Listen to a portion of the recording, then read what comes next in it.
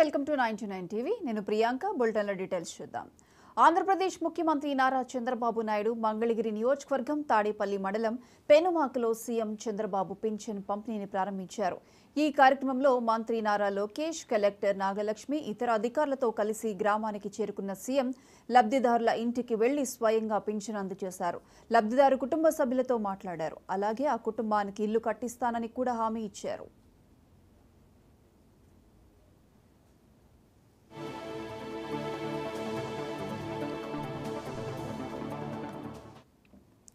ఆంధ్రప్రదేశ్ వ్యాప్తంగా పింఛన్ల పంపిణీ ప్రారంభమైంది. ముఖ్యమంత్రి నారా చంద్రబాబు నాయుడు స్వయంగా పింఛన్ల పంపిణీ కార్యక్రమంలో పాల్గొన్నారు.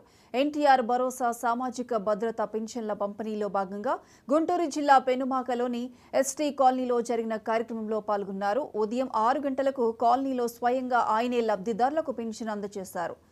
బానావత్ పాములు నాయక్ కుటుంబం చంద్రబాబు చేతుల మీదుగా పింఛన్ తీసుకుంది. పాములు నాయక్ కు వృద్ధాప్య పింఛన్, ఆయన కుమార్తె ఇస్లావత్ శివకుమారికి వితంతు పింఛన్, ఆయన భార్యకు రాజధానిలో భూమి లేని వారికి అందజేస్తున్న పింఛన్ను స్వయంగా చంద్రబాబు అందజేశారు.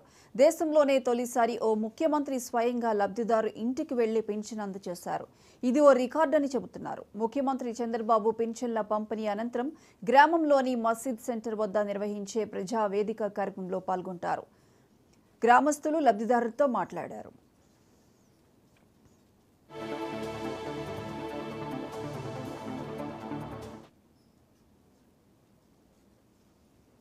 రాష్ట్ర వ్యాప్తంగా ఎన్టీఆర్ భరోసా పేరుతో పింఛన్ల పంపిణీ ప్రారంభమైంది. కూటమి ప్రభుత్వం ఎన్నికల మేనిఫెస్టోలో ఇచ్చిన హామీ మేరకు ఏప్రిల్ నెల నుంచి పెంచిన పింఛన్లు అందజేస్తున్నారు. మొత్తం 7,000 పింఛన్ మొత్తాన్ని అర్హులకు అందిస్తున్నారు.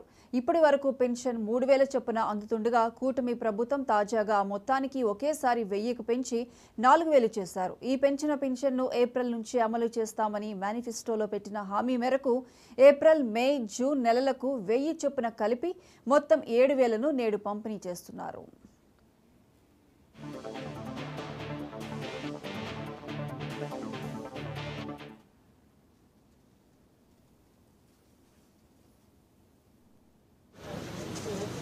పెన్షన్ ఇచ్చేద్దాం సార్.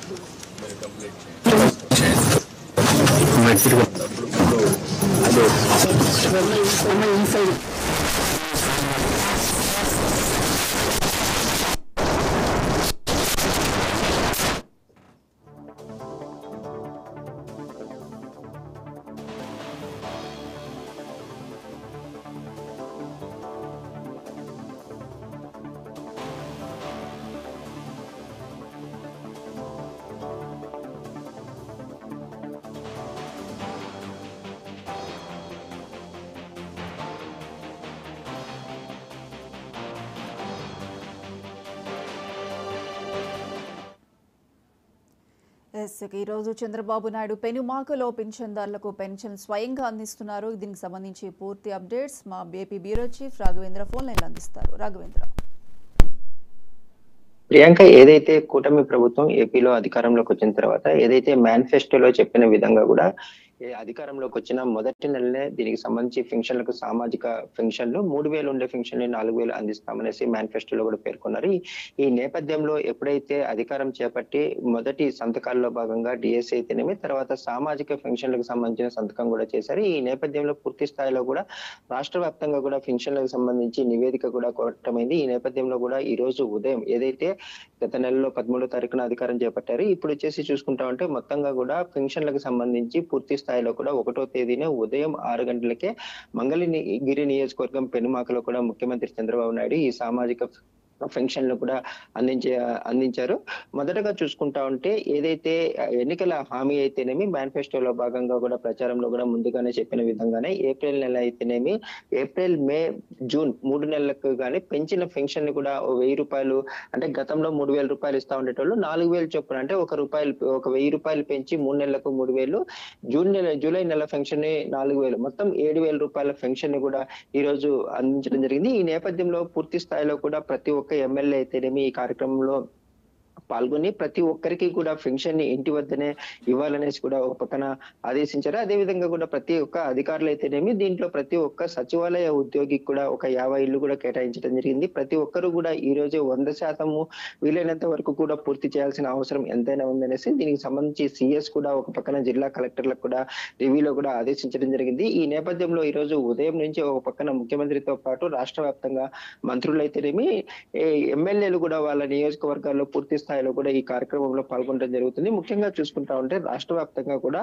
65,18,000 మందికి దాదాపుగా చూసుకుంటా ఉంటే 4,408 కోట్ల రూపాయలను కూడా ఈ పెన్షన్ రూపంలో ఈ రోజు పూర్తి స్థాయిలో కూడా అందించడానికి అన్ని రకాలుగా కూడా చర్యలు చేపట్టడం జరిగింది. ఈ నేపథ్యంలో ముఖ్యంగా చూసుకుంటా ఉంటే ముఖ్యమంత్రి చంద్రబాబు నాయుడు ప్రతి ఒక్కరికి కూడా పెన్షన్ అందించాల్సిన బాధ్యత ప్రతి ఒక్కరికి ఉంది. ఈ నేపథ్యంలో ఎక్కడా కూడా ఆలస్యం అయితేనేమి తర్వాత ఎక్కడ కూడా ఎవరికి కూడా మిస్ అవ్వడానికి వీల్లేదంటూ కూడా ఒక పక్కన చెప్పడం అయితే జరుగుతా ఉంది.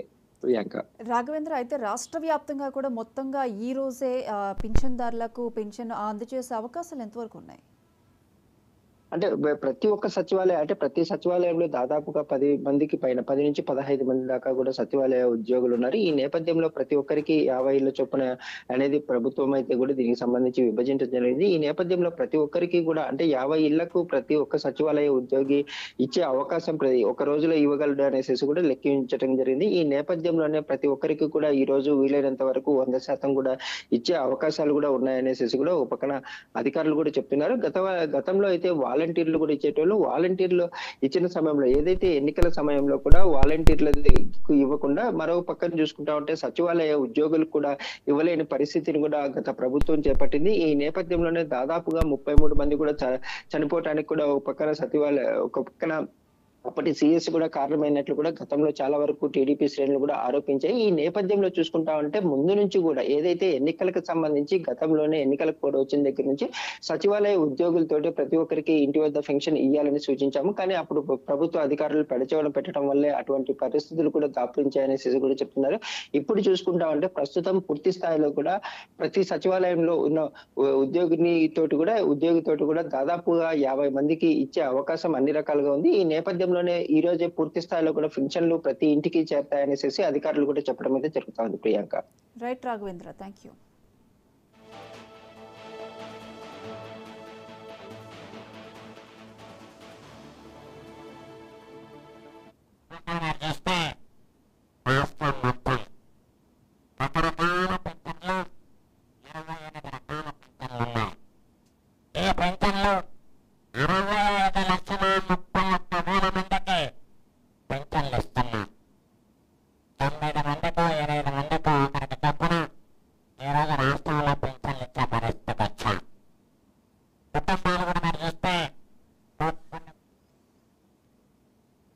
భారతదేశ న్యాయ చరిత్రలో కొత్త అధ్యాయం మొదలు